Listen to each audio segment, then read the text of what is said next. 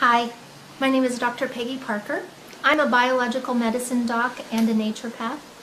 And a few years ago, I made a discovery that promises to be a medical game changer.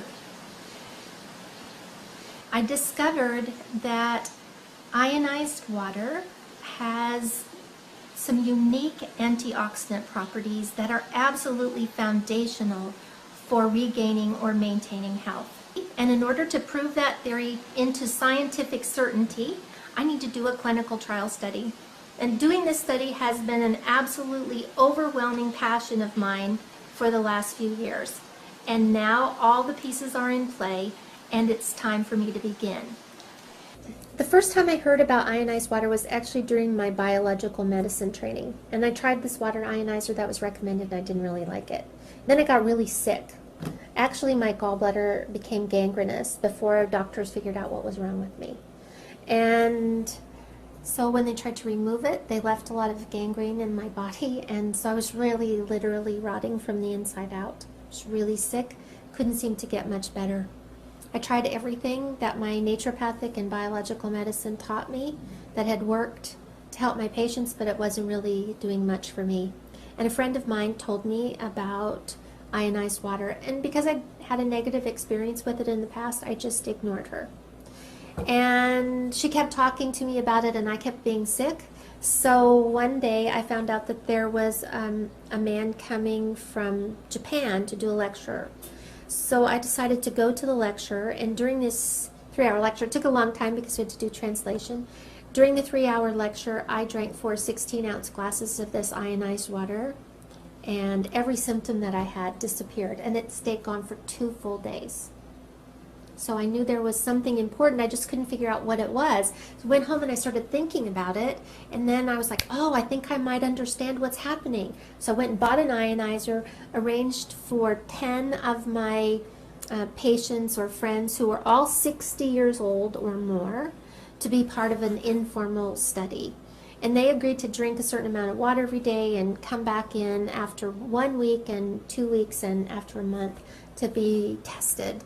And so what I was doing is testing their blood, their urine, and their saliva and hooking them up to some machines and kind of looking at things. Their test results were tremendously better. So it wasn't based on symptoms. What I was looking at was how minerals were being introduced into their cells, how the pH, how the cells would change pH, and how the rates of oxidation were changing.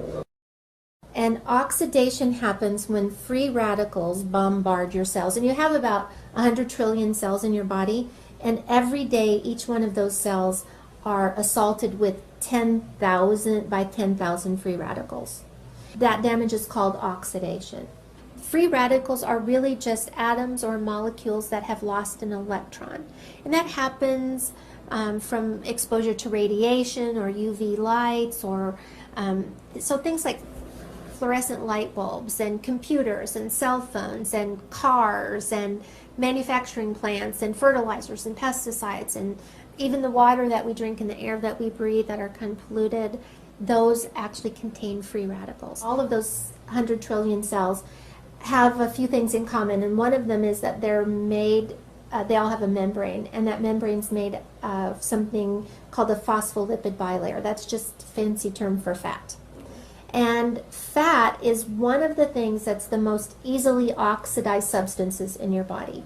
And we can see examples of that in your own kitchen. If you've ever fried anything and then later you try to clean that vent fan in your kitchen and that fat is thick and sticky, that's oxidized fat. Because our cell membranes are made primarily out of fat, as these free radicals enter our bodies, they start stealing electrons from the fat, causing a huge problem. That fat then changes its character. Instead of being a semi-permeable membrane that allows oxygen and water to flow freely in and lets carbon dioxide and a few other waste products out, instead of doing that, it starts to repel water, so the cell becomes dehydrated. It starts to repel oxygen, so now the cell doesn't have enough oxygen to produce energy. And inside the cell, carbon dioxide is trapped and other waste products are trapped, so it effectively makes a very unhealthy cell. Well, those unhealthy cells will divide and multiply in your body just like all cells will. So healthy cells, unhealthy cells, they all do the same thing. They divide and make two new daughter cells that are identical to the parent cell. When that happens, we start to see tissues change. We start to see organs change. We start to see glandular systems change. And so wherever your genetic weakness is in your body, whether it's your eyes or your heart or your blood vessels or your skin or your pancreas, wherever the weak link is, that's where we're going to see a disease process or an illness begin to form. And unless you've been living under a rock for the last few years, then you know about antioxidants. You know that vitamins A, C, and E are antioxidants, and you know that all the brightly colored fruits and vegetables, even chocolate and coffee, contain antioxidants. In theory, the more antioxidants you consume, the more reversal of oxidation in your body, or the more it will stop that free radical damage. But there's a little known fact about these antioxidants that we take in supplement form or in our foods, and that is that as they do the very thing they're designed to do, which is quench a free radical, it becomes a free radical itself. So it donated an electron to a really bad free radical, and in turn it becomes a weak free radical. So you can see that it could slow down this process of aging and disease and death, but it could never really make a big enough impact to stop it. There's an interesting thing about ionized water. As I tested all of my patients, I began to see dramatic changes in the rates of oxidation on their cells. Couldn't figure out why, and then one day it was like a light bulb went off. I'm like, oh, this is about oxidation.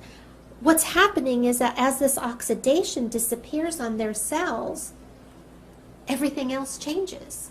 I'd been focusing on the wrong thing the whole time. My colleagues have been focusing on the wrong thing the whole time. I had a friend who said, you know what, this is just like hydrogen fuel cell technology. What happens in a hydrogen fuel cell is that water's passed through an electrical field, splits the water up, so H2O becomes OH negative and H. So we have hydrogen. And in the presence of platinum, which exists in all hydrogen fuel cells, those hydrogen easily, freely give up their electrons. So now what do we have? We have a bunch of free electrons. In hydrogen fuel cell technology, those free electrons are put down a little wire and we get electricity. In ionized water, what happens is that those free electrons are recycled into the water. So that as we drink that water, we're actually taking in a bunch of free electrons. Now those free electrons will go and mitigate or quench those free radicals, and they don't leave anything in their wake. There's no weak free radical left over. This can actually stop the cycle of oxidation. Now, in the whole scheme of clinical trial studies, the end result is always that there's a product, an end product that's made, like a drug, that can be sold for billions of dollars, so it offsets the cost of the clinical trial studies. In this particular case, I don't sell anything. I'm just trying to help people be well. My very first patient that I lost was 16 years old, and it happened at a time when one of my daughters was 16 years old. This was potentially the hardest thing I've ever been through. And all I could think of was what could I have done differently? How could I have helped her? And then a few years later, I found this technology, and I realized that it was the answer to that question of what could I have done differently and how could I have helped her more. It's my passion to save the world one glass of water at a time.